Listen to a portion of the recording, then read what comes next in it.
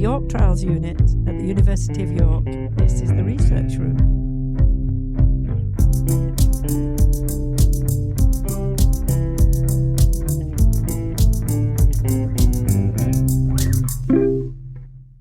Hello. Hello. Welcome to the research room with me, Lucy Apper. And me, Janine Healy. And today we're really excited to be joined in the research room by three researchers from the Implement SWATS project. We've got Adwoa, Gloria and Camila with us. So, Adwoa, could you just introduce yourself for us? Hello, Lucy. Thank you for the introduction. I am Adwoa Parker. I'm a National Institute for Health Research Advanced Fellow, and I'm also an Associate Professor here at the University of York within the York Trials Unit. I lead the Trial Forge SWATS Centre, so Studies Within a Trial SWATS Centre at the York Trials Unit. I've worked at York Trials Unit for about 10 years, and my main area of interest is randomised controlled trials, in particular how to make them more efficient and how to reduce research waste. Oh, brilliant. Well, thank you so much for joining us. And Camila? Hi, I'm Camila Piccolo-Lawrance. I'm the Trial Support Officer based at York Trials Unit at the University of York as well. I'm currently working on Adwoa's Implement SWATS Fellowship as well. But yeah, I've been at YTU for about 2 years now. My background's mainly in public health and health sciences as well. So yeah. Brilliant. Hello, I'm Gloria Mongelli, and I'm a research trainee and PhD student at the York Trials Unit. And my role is completely embedded in Implement SWATS, so that's all I work on. I don't work on any other trials. And I've been at York Trials Unit for about 2.5 years now, and 2 years into my PhD, which is focusing on the use of monetary incentives in trials. Fantastic. Well, welcome to the research room. We're really excited to learn about your project. So I suppose just to kick us off, could you just give us the title of your project? So the full title of the project it's a bit of a mouthful. It's Using Implementation Science and Studies Within a Trial to Improve Evidence-Based Participant Recruitment and Retention in Trials. And the short title is Implement SWATS. Yeah, that is less of a mouthful, I would say. We're going to have a competition to find out which is the best little short title. So we thought we'd rate Great idea. Yeah, we've got a bit of a competition going. So what do you think of that Implement SWAT? I like that Implement was in the short title and the long title. And if you know what a SWAT is, it's in there. What would you give it out of 10? You're on the spot here. Yeah, probably. Go on, say it. You've got to look at Adwoa in the eye and I've got to look at the right. Yeah, six. bring Her it six. Yeah, that's A okay. 6. I'll give it a 6. 6. That's quite good. Normally you're quite harsh. Yes, I am. I think. Obviously, the 6 pressure. is quite She nice. stared at me all that time. She stared you down. And stared me out, and I thought, no, I can't give it a low score. A 6. Well, I might. Okay, yeah, I'll give you a 6 as well. Lots of room for improvement, I see. Some of them are quite jazzy. At least yours is informative. It is actually. People understand what it is, except, you've got to know what a SWOT is. Exactly. Yeah. Would you like me to tell you what a SWOT Yes, is? please. That might be a good idea. Yeah, so SWAT, spelled SWAT. And it sounds a bit like we've come fully armed, dangerous and ready to rock up and tell trial team to do better. Yeah, exactly. But it actually stands for Study Within a Trial. And it's basically a study built into another trial, which I'll call a host trial. And SWATs are designed to test ways of improving how we run trials. So they're about the processes of doing trials. For example, how we recruit people, collect data, or keep participants involved in a trial. And what makes SWATs particularly powerful is that they test these strategies or improvements in real people, in actual real life trials. So you're getting real answers. And that gives us the most reliable evidence about what works or what doesn't work. Yeah, so it's sort of testing trial sort of processes or how you can improve the trials themselves that could be in anything. Yes. Yeah. Yeah. Oh, okay. Brilliant. So, it's a good thing to have because recruitment is into trials is quite an important part, isn't it? So. Exactly. And in a past life, I was a trial manager. So I was trial manager here before I got my fellowship and in other places that I previously worked. And recruitment and retention was always the problem. And just to explain a bit, so retention, when you say retention, that is how many people are staying in the trial, they're not dropping out, and they're completing all of the questionnaires we want them to complete. Exactly. So we can then answer the research question appropriately. And retention is really important because each trial has a set number of participants that need to be recruited. There's something called like the power of a statistics. trial. Yes, it's exactly. Statistical power of a trial. Absolutely. Yeah. And so most have a very careful statistical calculations about how many participants are needed to get a certain question answered. Yeah. So if you recruit enough people, but then you get the number of people dropping out, it reduces the power of the trial, which means that actually you can't answer the question in the way that you need. And even if you do answer the question, there's this thing about, because you don't have enough people, you might actually say that something is effective or not effective when it's effective when in fact it's not effective because you've not got enough people to be able to do that. So it's really important to kind of keep people in the trial. Obviously everyone has the right to withdraw, no questions asked. But sometimes I know, for example, I need chasing if I don't do something. Yeah. So, if I'm sent a reminder, for example, then I will do it. And that's something that's often done in trials. So could you sort of describe your project, the trial in a couple of sentences? Sure. So Implement SWATS is a 10-year program funded by the National Institute of Health and Care Research, and it's basically funded as part of my advanced fellowship. And in Implement SWATS, we're using these studies within the trial to find out which strategies to recruit and retain participants in these ongoing trials work best. And by producing high-quality evidence and helping trial teams to use the evidence as they emerge, we're aiming to make trials faster, more efficient, and ultimately to improve the health of patients. And so simply, Implement SWATS is about helping people to develop better trials, get faster answers, and ultimately get better health for the patients. It's brilliant, yeah. That sounds... so you're really trying to improve the trials themselves. Mm-hmm. And that in turn, I guess, will lead to better run trials, better results, faster results as well. Absolutely. Brilliant. Okay. I'm on board. Can you tell us a little bit about the background of the trial and kind of why you're doing the trial?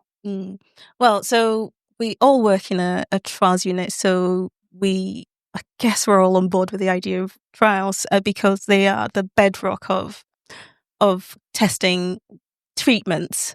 So, a randomized control trial is the best method for working out what works best. But more than half of trials fail to recruit on time. And so often trial teams then go back to the funder to say, can we have a bit more money or can we have a bit more time? Recruiting and people to join a trial and keeping them in trials once they're recruited is really difficult for all number of reasons. But often research shows that when you talk to people, even the ones who said, no, we don't want to take part in this type of trial, they're actually quite happy to help with research. And they're positive about research. It's just that they may not particularly want to take part in that particular trial because they don't think it suits them or that it's not right for them. Yeah. So lots of people want to take part in trials, but often it just doesn't feel like the right fit at that particular time. Yeah, and your Implement SWATS are looking at different ways of getting people into trials. Is that what you're looking at? Exactly, yes. And the reason why we're doing it is because poor recruitment, so not being able to recruit enough people into a trial, and poor retention. So once you get them in a trial, if they drop out, it's a real problem.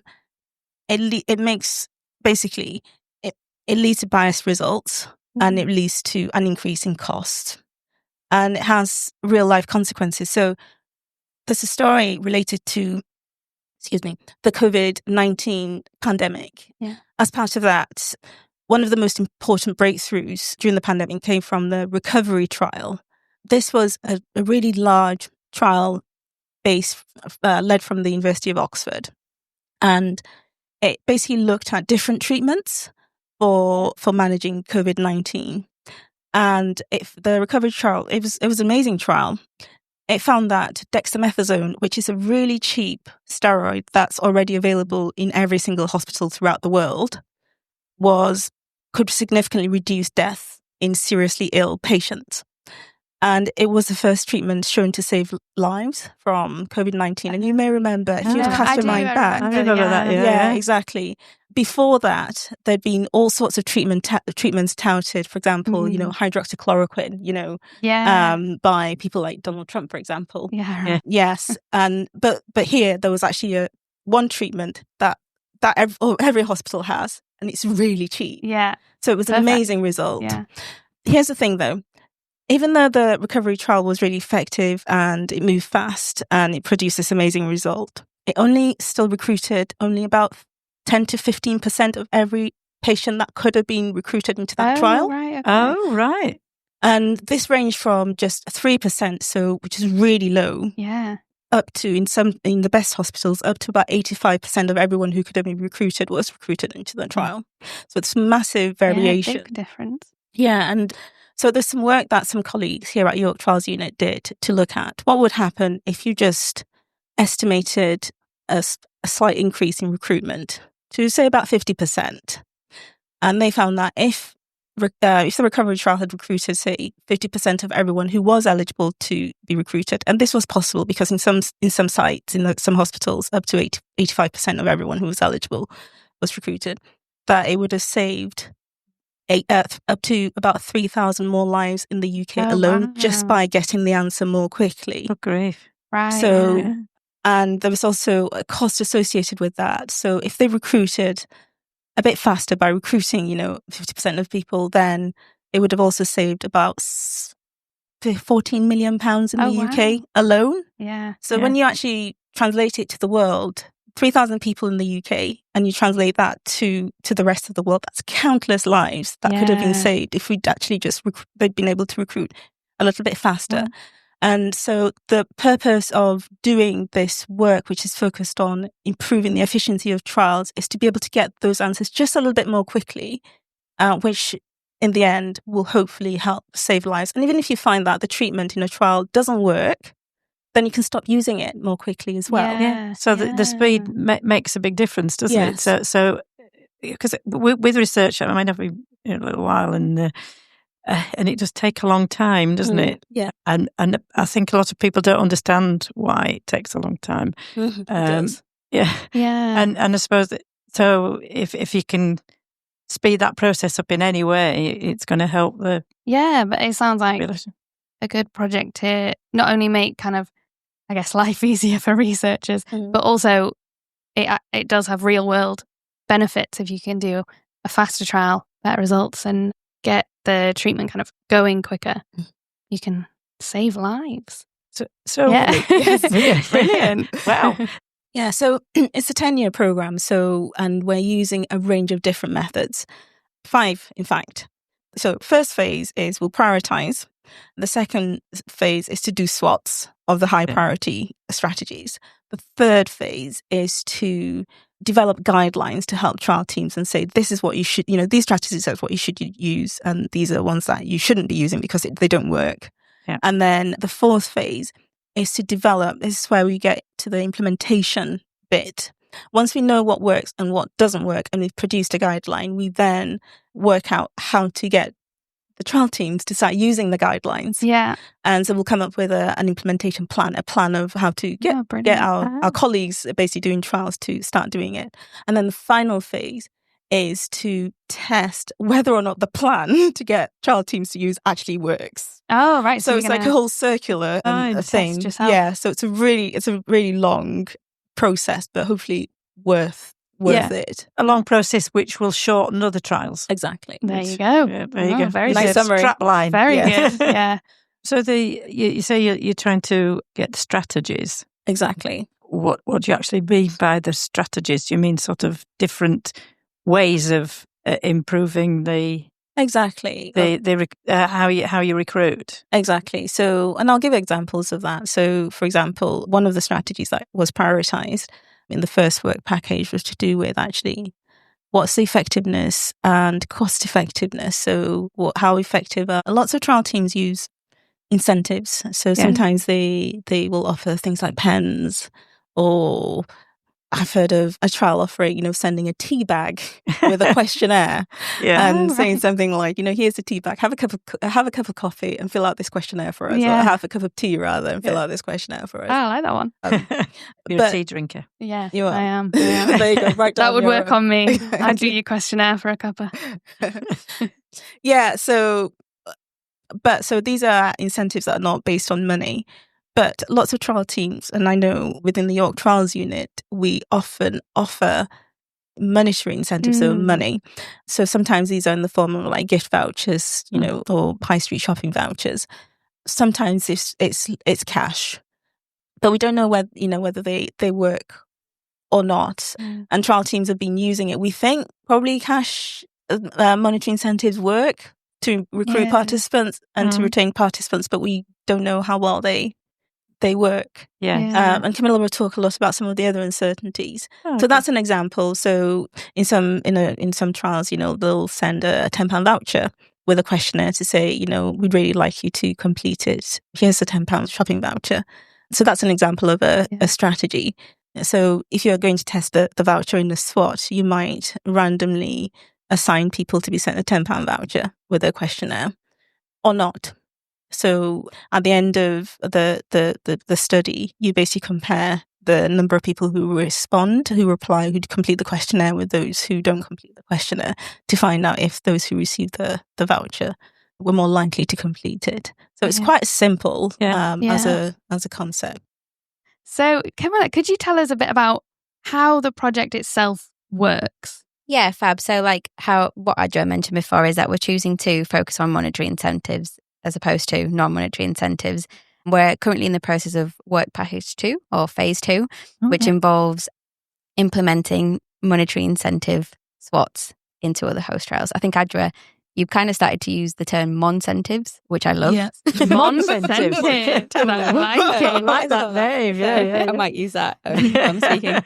So we're trying to implement these Mon-centive SWATs into host trials. So we initially did like a expression of interest call kind of thing to invite other host trials to approach us if they were interested in embedding a SWAT into their host trials. And these are people who are doing a research project. Yeah, these are like other units. Put your trial into. At York Trials unit, basically. Yeah, like York Trials unit, other universities. And I mean, I'll talk a little bit about them. So we've had about 47 host trials that have approached us. So we've done a bit of screening. We had like our initial calls with them. But from that, we've agreed to do a SWAT in 22 host trials, which is amazing because Adwoa's initial plan when she first did her application was to get about 20. So that's amazing. That overachieved exceeded that, which means that we've got about 39 agreed comparisons. So we'll go into a little bit about this as well. But yeah, these include some that are, most of them are in the UK, but we've got like some in Warwickshire, Oxford, Leeds. Great. They're in the UK. Those are all, those are the ones in the UK. Yes. But then we've got some in Ireland and some in the USA as well. So, wow, in America. Yeah, so transatlantic project. Wow. Exactly. Hey, that's jet setters. Did you get to go over there then? No, unfortunately. Well, I don't know. I'm looking at Adwoa. Maybe. We'll see what's left. Maybe we can wrangle something. So what we do is when we first meet the host trial is see where they are, what the population is, what the best one to embed is. So we've had a few exercises with PPI panels and with other members of the Trial Forge network where we've prioritized what we think these monetary incentive strategies should be. So we approached them with the question, which ones do you think should be prioritized? They thought £5 might have been too little for an incentive. I thought maybe that was potentially insulting. And really, yeah. So we've decided that when we approach other host trials, we've encouraged to do a £10 minimum kind of thing going forward. Yeah, but it's also seen about how much we give, because too much could also be coercive or considered coercive, which I think, Gloria, you might go into the ethics of that a little bit later. So from that, we had a kind of like a list of suggested priorities that we went forward to the host trials to propose to them they could do some of these SWATs.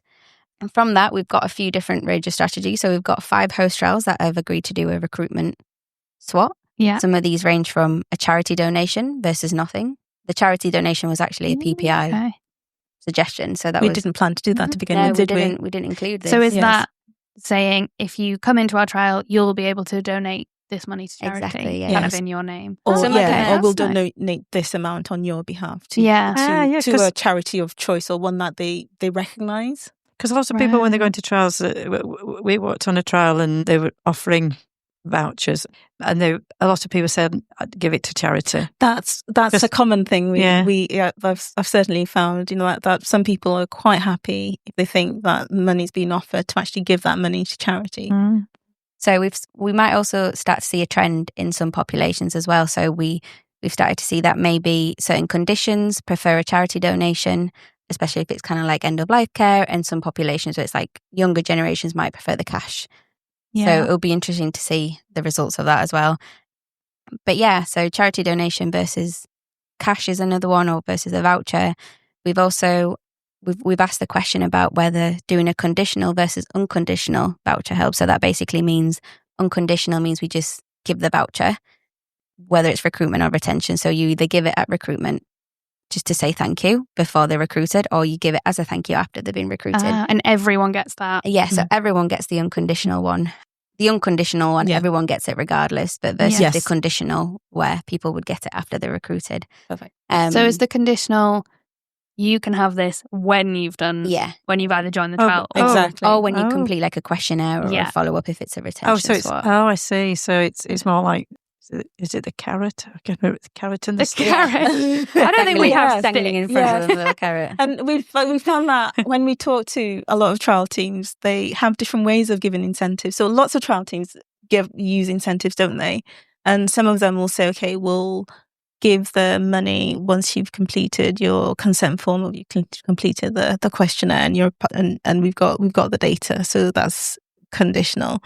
But and some trial teams will go as far as, once you've completed it, sent it to us, and we've checked that you've completed every single box of the questionnaire, for example, then we'll give you. Oh, so you have to have properly done it to earn. Oh my goodness, earn your voucher. Yes, so different trial teams and different institutions have different ways of using incentives, and so we found lots of different ways that they use. So what you're going to hopefully improve is which is the best way of doing this. Mm-hmm. Yeah. And one thing is which is the most cost effective way, because there might be some evidence already out there that unconditional vouchers might be a little bit more effective, but we don't know if that's more cost effective, because obviously you're spending more money if you're giving it to everyone. Mm-hmm. So that's something else that we're trying to figure out to see. So even if justify it. So even if it works, you want to know, okay, it might work, but we've spent £1 million on vouchers. So it's actually not worth it anyway. Exactly. Yeah. Again, thinking back to our funders, with like limited resources. Yeah, I mean, it's sort of public money really at the end of the day, isn't it? So you want to spend it efficiently. Yeah. Yeah, so cash versus vouchers is another one that we've agreed to do. A few other host trials that are doing a retention swap, they might have a follow-up at multiple time points. So they might do a 12-week and then a 6-month and then 12-month kind of thing. And some host trials are interested to see what the effect of giving vouchers at different time points might be, whether they give it only at the primary outcome, which is the primary data, which they're the main data. That's like the most important questionnaire that you definitely want. Need. Oh, yes. So primary data, if you explain that. Important. If you do anything, please do this. This is what you need to get. Primary data is the main driving thing behind research, isn't it? Exactly. It's what you need for your research question. Yeah, exactly. Yeah. So most host trials tend to typically focus on that one, but then there's been concerns or questions around, well, does that mean that if they don't get a voucher at the next one, are they not going to do it if they know they're not getting one at the next follow-up, or vice versa kind of thing? So some host trials have decided to isn't it? do that like multiple time point versus some host trials are really creative and they've done multiple like unconditional and a voucher and multiple time points. So we love those. They're very effective, very efficient. I bet you get lots of data out of those. We will, and I hadn't actually envisaged when, right at the start, I thought that each trial team would come to us and they will want to test one question. And so when you said about 20 SWATs originally in the grant application, I was expecting 20 questions to be answered. I don't even know how many questions we've got now. So we've got at least 39 comparisons, because different trial, there are one or two that are just asking one question, but most of them are asking multiple questions. I think 6 is the most one of them's doing. Oh wow, 6 in one trial. Ambitious. Yes. It's great. Yeah. Anyway, back to you, Camilla. And those are the key points that we use, aren't they? So I think part of the analysis will be to show if something works or not will be, for example, for a recruitment SWAT, we'll count how many people got sent the strategy, whether they got sent a voucher or whether they got the charity donation or whatever it was that host trial picked, compared to how many people were recruited into the trial. And with that percentage, we'll be able to see if that worked. And similarly with the retention SWATs, we'll see how many people got the voucher, how many people got the cash, for example, how many people got nothing, and then compare that to how many people completed all the questionnaires or how many people made it to the end. Yeah. So that was how we'll be able to see if it was successful or not. So where are you with everything now then? So with these SWATs, are you sort of in the middle? Have you done a few? Have you at the beginning? Yeah. So it was the kind of screening and recruitment of these host trials was quite a lengthy process, I think. So we're now in a point where some of them have started. So we've got a few host trials a few based at YTU actually, that are already undergoing. They've had vouchers sent for a few months now. We've got a few that have just had ethics approval, so they'll hopefully be starting soon. But yeah, so I'd say we're somewhere in the middle. Some have started, some are ready to go, but some... When would you first get your any results? So the first set of results, Grace, which did we say maybe end of summer? Yes. That we're starting to get. Grace is the first results. Grace is a study. Oh, a study? I was going to say, who's Grace? Grace. That's an acronym. Another acronym. Oh. We won't rate that one yet. We'll save that one. I mean, that one's outside. Yes, that's based in London, Imperial College Hospital. Okay. But yeah, so still lots of work to do. Still really exciting. It'll be good to see when all the host trials are up and running. Yeah. And we start to get the results. That'll be really exciting. So it's a 10-year project. It is. And we actually tried, in the original grant application, we said that we would do 2 SWATs a year over the 10 years to get to 20 SWATs at the end of the 10 years. But we're in year 3 now, and we've got all the SWATs set up. So we're actually ahead by quite a significant amount for this part of the work, which I'm really pleased with. And Camila has done an amazing job with getting all of this going. And it means that we can get the results and we can analyze them sooner and be able to kind of use them going forward. So I'm really pleased with the progress. I mean, it's been a huge amount. Ahead of schedule. Oh, that's fantastic. That part, yes. Oh, look, a little halo on a head. And Gloria, so you're also doing a project as part of your PhD. Could you tell us a bit about that?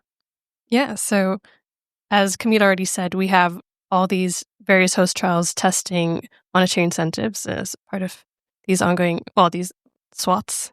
And they're asking all these different questions. And while this is really important for understanding whether they work or not and whether they're good value for money, improving recruitment and retention, what this doesn't really tell us is why the monetary incentives do or potentially do not work, who they work best for, and under what circumstances they're likely to be most effective. So essentially where I come in with my PhD is I'm doing what's called a process evaluation. So trying to get a bit of a bird's eye view to understand what worked, what didn't work, why.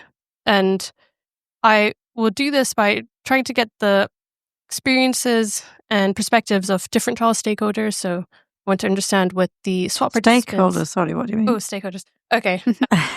What are stakeholders? I guess, yeah. I think just relevant people. So the trial participants themselves who are receiving the incentives, the trial teams who are helping to deliver the incentives, or potentially even people on the ground who are actively recruiting, or the potential trial participants day to day. So you're basically doing more of a what is called a qualitative research. You're interviewing people, aren't you? Yes, so it'll be mainly qualitative, involve both interviews and focus groups.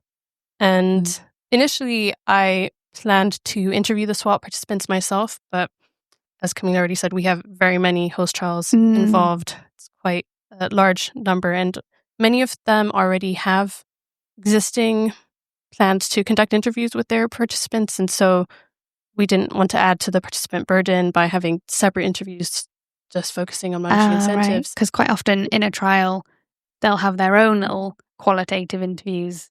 Yes. So you don't want to over-interview everyone. Yeah, exactly. And also, it just would be extremely time-consuming on my end to arrange that many interviews. Well, you're one person, aren't you? And so exactly. And so the solution we came up with is, instead of me going in and interviewing their participants who are already being interviewed, I have worked with the interviewers on those post-trials to add a few questions about monetary incentives.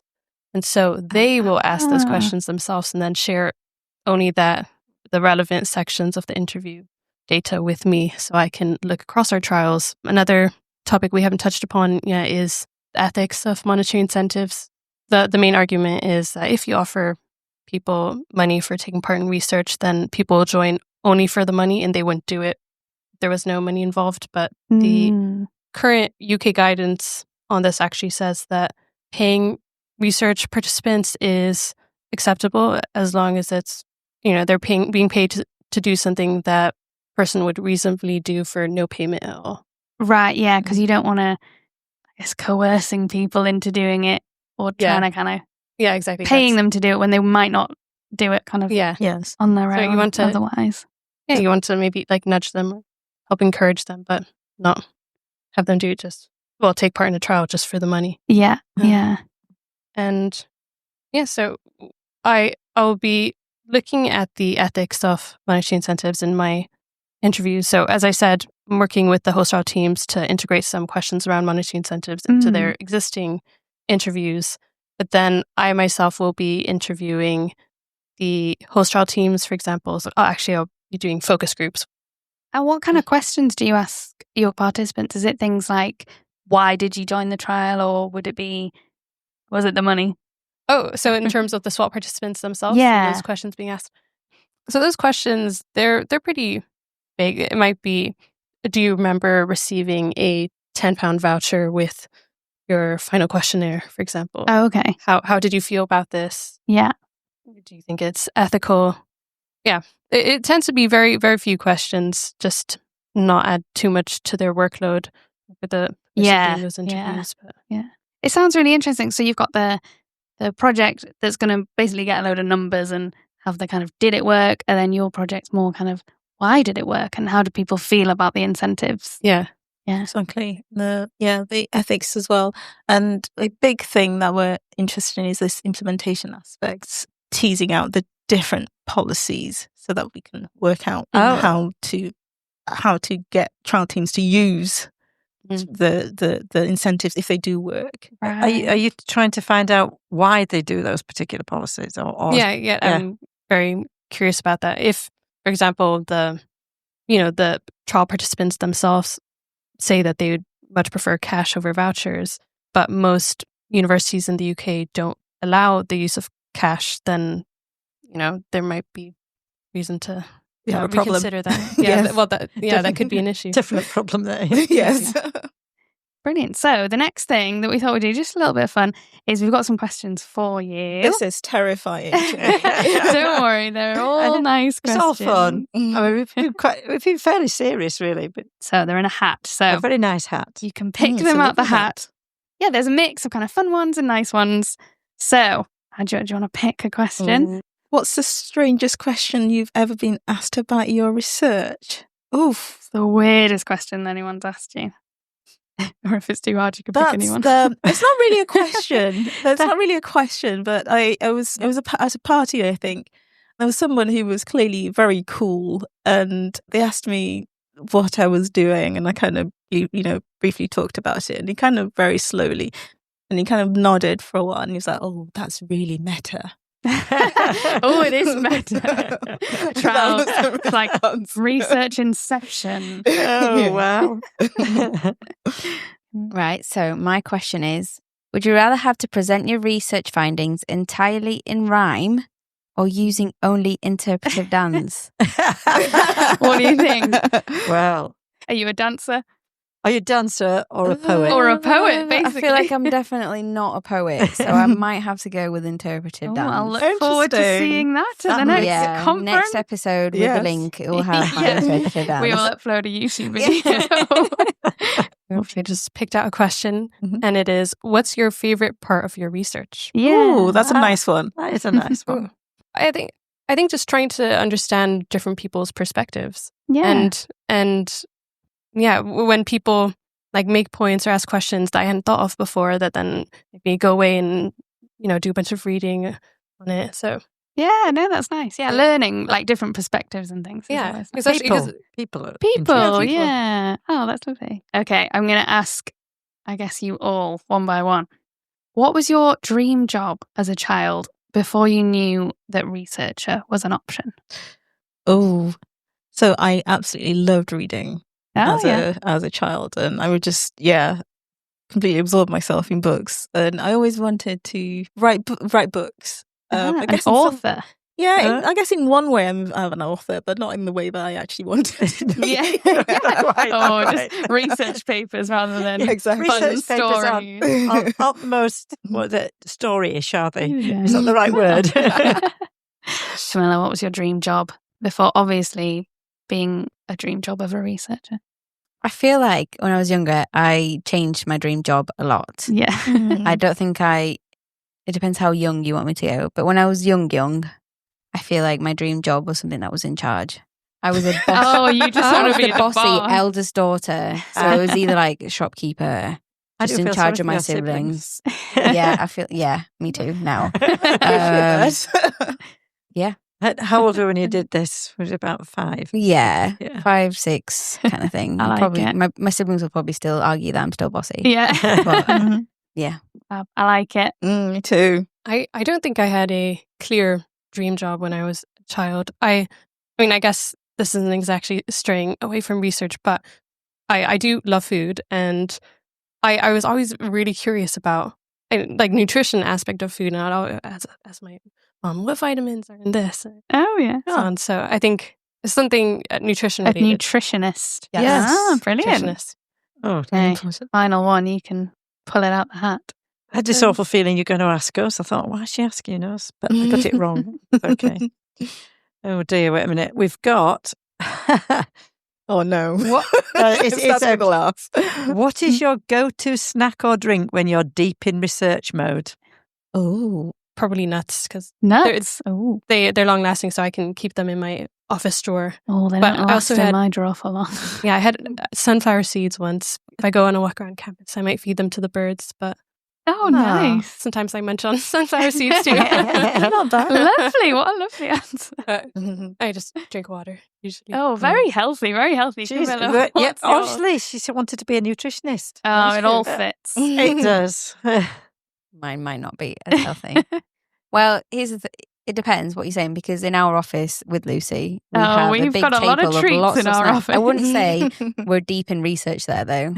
No, maybe not. So lots of people come in and nick your snacks. Yeah, certain people come and nick our chocolate. Certain people that I'm looking at right now. But I feel like it might have to, if I'm deep in research, it might have to be something. I don't know. I feel like it's either chocolate, so it's like super sugary, or something like popcorn. I can keep I can have like little popcorn bags in my drawer. Yeah, nice. I like it. Popcorn. I like it. Yeah, I've been snacking a lot on nuts as well, actually, cashew nuts. And I recently made the mistake of also making sesame brittle and cashew nut brittle, which our household absolutely loves.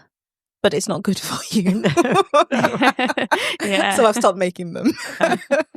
Go back to cashew nuts. Exactly, just the cashew nuts. I feel like we've got very healthy researchers over there. Mine would be Percy Pigs and chocolate, I think. Mine with chocolate. Yeah, yours would be chocolate. I'm bad. I'm a failed nutritionist.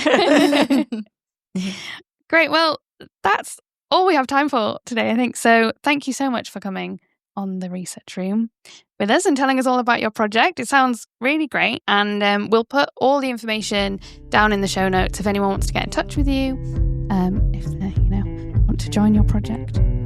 But yeah, so thank you very much. Thank you very much for inviting us. It's been great.